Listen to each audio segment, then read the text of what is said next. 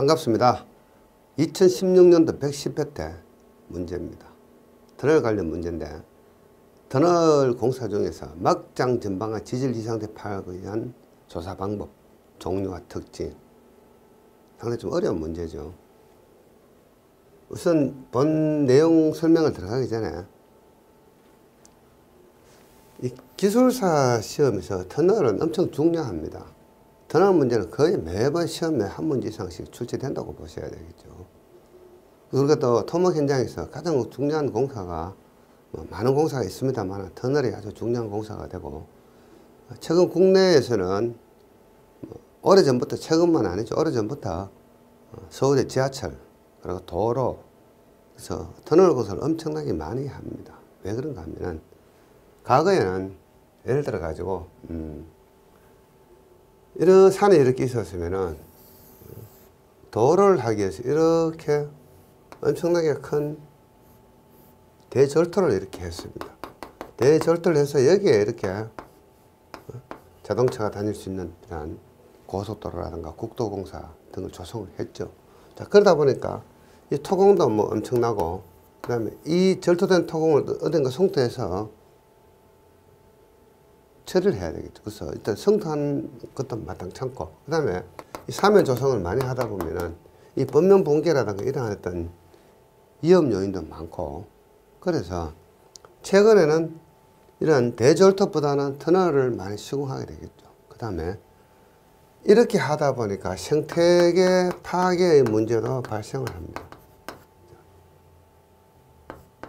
이런 내용을 여러분 좀 알고 계시면 상당히 그 사면 쪽에서 도움이 됩니다. 첫 번째, 이 범면 조성을 하다 보면 여기다가 뭐 시드 스프레이 등을 하다 보면은, 또는 녹색토 공법 등을 하다 보면은, 과거에서는 이 어떤 녹색을 하기 위한 씨앗들이 외국 품종이 많았습니다.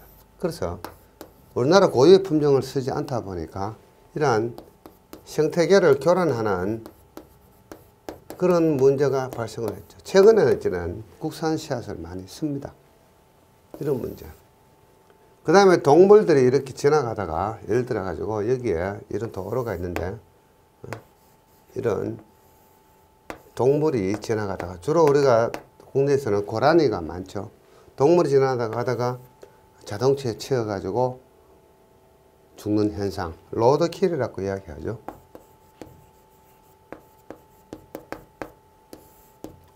로또 LOAD죠. LOAD, 로드킬. 그래서 이런 문제가 발생을 할 수도 있고, 쉽게 얘기하면 환경 문제가 많이 발생을 하다 보니까 지금은 터널을 많이 시공하기 때문에 터널이 중요하다는 이야기입니다. 여러분 고속도로 등을 가보시면은 이런 산에 이렇게 있으면은, 종단선을 그려보면은 터널이 이렇게 시공이 되고, 그 다음에 여기 교량이 이렇게 시공이 됩니다.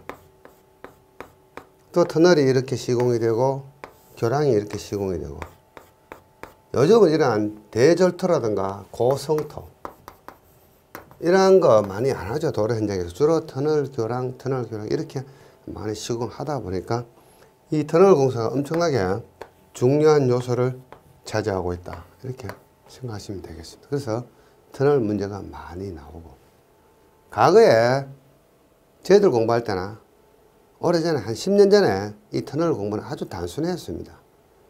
터널 공부는 쉽게 이야기해가지고 이렇게 공부를 했습니다. 굴착 공법을 공부를 했고요. 지금도 물론 나옵니다. 굴착 공법, 드릴 앤드 블라스팅. 그래서 발파하는 공법, 나토 공법이죠. 천공에서 발파하는 굴착 공법, 전단면 굴착, 반단면 굴착 이런 것들. 반단면 굴착 중에서도 어떤 거 있습니까? 멀티벤치, 미니벤치, 롱벤치, 숏벤치 이런 어떤 벤치컷 종류 암기하고 그림 그리고, 그리고 시공하면서 보조공법으로 굴착 전에 터널을 보강하고, 굴착 후에는 보조 지부제로 터널을 보강해서, 그래서 보조공법이 종류 암기하고, 그 다음에 그림 그리고, 보조 지부제 종류 암기하고 그림 그리고, 각종 보조 지부제 종류 특징, 뭐 쇼크루트나 와이어메시나 락볼트, 강지보 이런 것들이 기능, 목적, 효과 뭐 이런 것들 공부했습니다. 그러고 나서 나트륨 시공할 때는 필히 계측을 하면서 시공을 해야 된다 해서 계측의 종류, 계측 시공 단면도 이 정도. 그래서 터널에 문제가 생기면 대부분 보조공법 쓰면 답이 되었습니다. 보조공법의 종류와 어떤 그림 이 정도 수준만 하면은 터널 공부가 다 끝이 났었습니다. 사실은 저희들 공부할 때나 이전에 한 10년 전에 이렇게 하면은 터널 공부가 다 끝이 났어요. 사실은. 근데 지금은 물론 이런 문제 다 나옵니다. 나오면서도 더 어렵게 자꾸 나오고 있죠. 이제 나트륨 이론적으로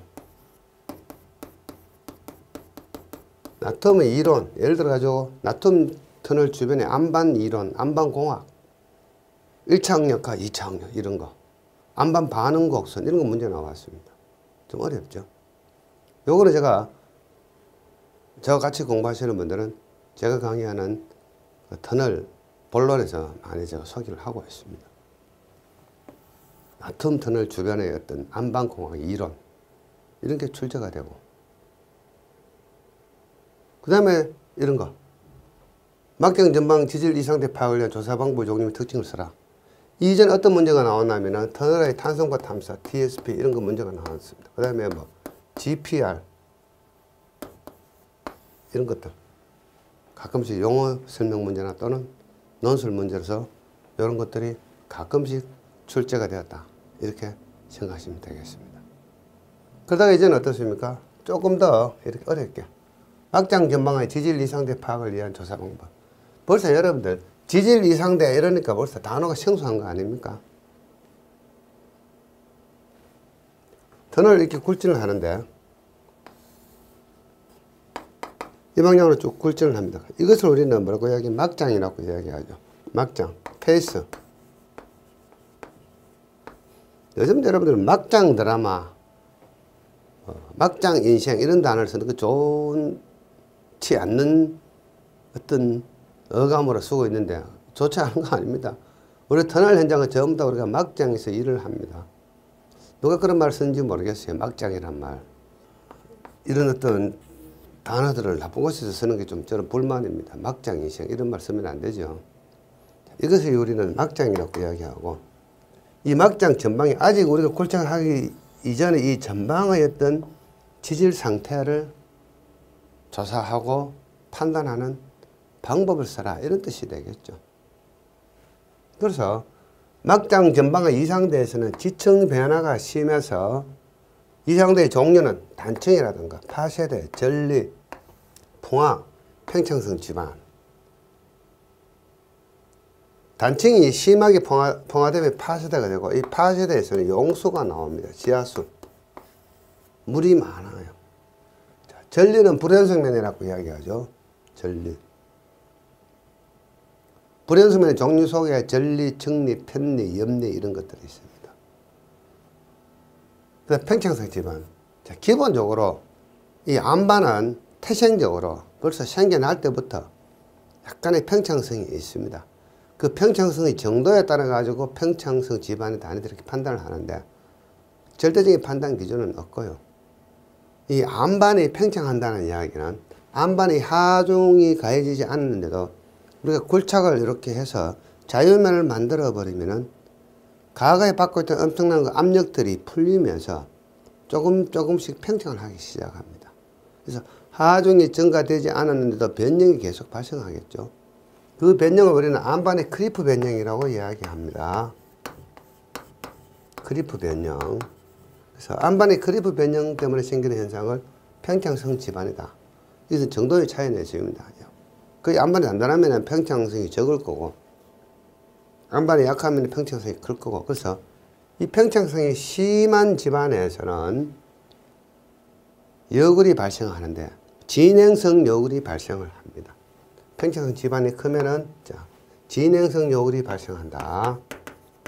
이런 여러분들 서로 연관관계를 좀 알고 계셔야 됩니다. 자, 이 진행성 여굴도 어떻습니까? 토목시공기술사에서 출제가 되었던 문제입니다. 이렇게 설명하다 보면 제가 이 한 문제까지 10시간, 20시간 설명을 해야 되는데 그렇게는 못하고요. 개요 시간에 앞으로 여러분들 이와 연관된 단어들이 뭐가 있는지 소개하기 위해서 제가 조금 약간 범위를 넓게 조금 소개를 하는 겁니다. 평형성 집안에서는 진행성 요구가 발생한다. 자, 그러면은 이러한 집안에 있으면은 크리프 변형이나 진행성 요구나 심지어는 안반이 붕괴될 수도 있겠죠. 터널이. 요거는 제가 터널 안반 시간에 나툼 터널 어떤 지중 응력, 1차 응력, 2차 응력 강의할 때 제가 아주 많은 상세한 설명을 하고 있습니다. 그걸 한번 들어보시면 될 것 같고요. 그리고 특히 단층은 터널 공사 시 막장 붕괴, 이 막장이 붕괴, 지표면의 싱크홀. 자, 여기가 만약에 지표면이라면은 여기에서 이렇게 이 부분에 이렇게 붕괴가 되면서 이런 형태로 붕괴가 되면서 여기에 이렇게 함몰 현상이 발생하는데 이것을 우리는 싱크홀이라고 이야기합니다. 그리고 지하수가 이렇게 들어오겠죠. 지하수 유입. 그래서 굴진 전 다음 막장 이렇게 굴진해 들어가는데 굴진 전 이 막장면의 지질조사 패스매핑이라고 이야기합니다. 또는 막장면 관찰조사라고 이야기하죠. 패스매핑. 이 패스매핑 할 때는 어떻습니까? 현장에서 RMR까지 같이 하죠. 그래서 RMR 1등급부터 5등까지 판정을 해서 4등급이나 5등급 되면은 터널을 보강하면서 일을 해라. 이렇게 지침이 내려오죠. 그래서 터널을 보강을 하게 됩니다. 현장에서 이것을 우리는 터널 안반 검칙이라고 많이 이야기하죠. 패스매핑과 RMR 같이 하게 되죠. 그 다음에 이 전방에다 이렇게 구멍을 뚫어 가지고 선지 시추공, 프리보링이라고 이야기합니다. 그래서 이 안의 이 상황을 보링기로 수평으로 구멍을 뚫어 가지고 그 코어를 채취하면은 그 안반 상황을 알 수가 있겠죠. 그래서 이 막장면 지질 상태를 알 수가 있다. 선진 시추공, 수평 보링이라고도 이야기 많이 합니다. 수평 보링고. 그 다음에 어떤 기법을 통해서 물리 탐사, TSP, 터널 탄성도 탐사라고 이야기합니다. 이 TSP도 터널에서 문제가 나온 적이 있죠. 그럼 DPR, 이것도 문제가 나온 적이 있습니다. 그 다음에 탄성보 탐사. 탄성보 탐사는 반사법, 굴절법 이렇게 크게 두 가지로 나누어지죠. 그 다음에 전기 비장 등을 실시해서 안전한 시공을 해야 된다.